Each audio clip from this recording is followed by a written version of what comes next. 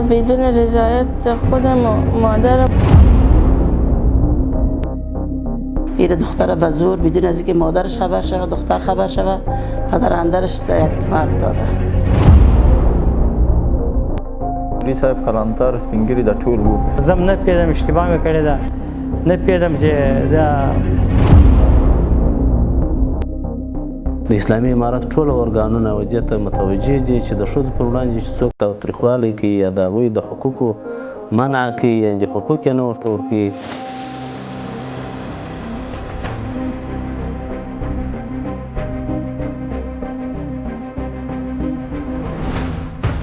پدر اندر من یک مرد زندار داده، پدر اصلی هم نیسته و هیچ کس خبر ندارد. بین خودشان 3 نفر آورده من داده. زیر سنم هستم، 12 ساله هستم.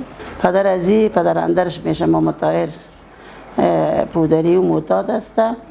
آسیا جان فعلا هم پیش ما کار میکنه، هر وقت برشان کمک ما است به نام خدا. ما آخر ما که میشه بر سودا میبردم، آسیا هم کل مسئولیتش در دوش خودم بود، خودم کل چیزش میکردم. حال خبر شدیم که آسیا را پدرش یک مرد زندار اولاددار سن کلان داده است. آسیا خودش 12 ساله دختر خورده، زیر سن است، هنوز بلوغ هم نشده. این دختر به زور بدون از اینکه مادرش خبر شود، دختر خبر شود، پدر اندرش یک مرد داده. ما د دوه محمد طاهر لور ما تر کړې وه، ما نکاح ورسره تړلې وه. ښه مولوي صاحب کلانتر سپین ږیري دا ټول وو. پس د دوه خبر شوم چې نجلۍ وایي چې دا د ما پلار نه دی. نجلۍ هم اوس وایي چې زه تا نه هغه کوم. اول کې راضي وه، اوس وایي چې زه تا نه مړه کوم. دختر خاله مې درلوده، کونډه وه. ما وکړه دغه جلکۍ یو میاشتنۍ وه، دنیا ته راغلې وه. بیا ما وکړه دختر خاله مې ما سره 14 کاله مې ما سره و. دا مې غټ کړه تر اوسه پورې، دا مې ورکړه فیض الله ته په هغه باندې. نه پوهېږم نجلۍ پوه سوی نه ده څه رقم وایي د ما زه اوس یې نه کوي. هغه وخت کې راضي و، اوس راضي وایي نه یم.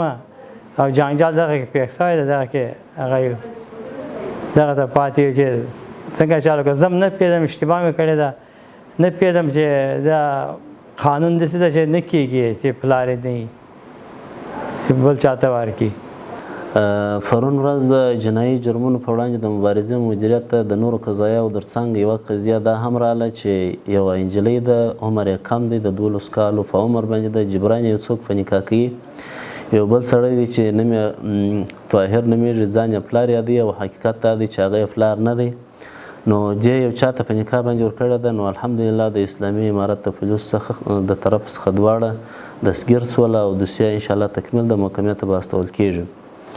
نو دا خو د غرب تبلیغات یا د هغوی دروغجن و زهرجن حکایات چې په جامعه کې نشر کوي چې اسلامي امارت د ښځو و حقوقو ته ژمن نه دی یا د هغو یو حقوقو ته درناوی نه لري. خو حقیقت دا دی چې کوم حقوق په اسلام یا په قرآن یا شریعت یا مذهب کې ښځو ته ورکړل سوي دي، په پوره معنا باندې اسلامي امارت هغې ته درناوی لري او هغو ته د رسیدولو یا هغو ته د حقوقو ورکولو په اړه باندې پوره اقدامات کړي دي. هېڅوک نشي کولی چې یو څوک جبران په نکاح کې یوه ښه بېلګه یې دغه د نن قضیه ده چې تاسې په جریان کې یاست. دا جبران نکاح کېدله، هغه په هغه دم په هغه ساعت باندې د اسلامي امارت د پولیسو د طرفه ګرفتاره سوي دي.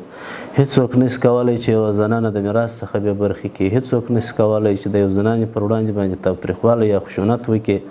د اسلامي امارت ټول ارګانونه و دې ته متوجه دي چې د ښځو پر وړاندې چې څوک تاوتریخوالی کوي یا د هغوی د حقوقو منع کوي یا د حقوق یې نه ورته ورکوي، نو اسلامي امارت دې ته متوجه دی چې هغه خلک دستګیر کړي او د شریعت او قضا او منګولو ته یې وسپاري او هغه شرعي احکام پر هغه باندې تطبیق سي او هغه د شریعت د نګاه څخه چې کومه جزا هغه تعین سوې ده او هغه خپله جزا وویني.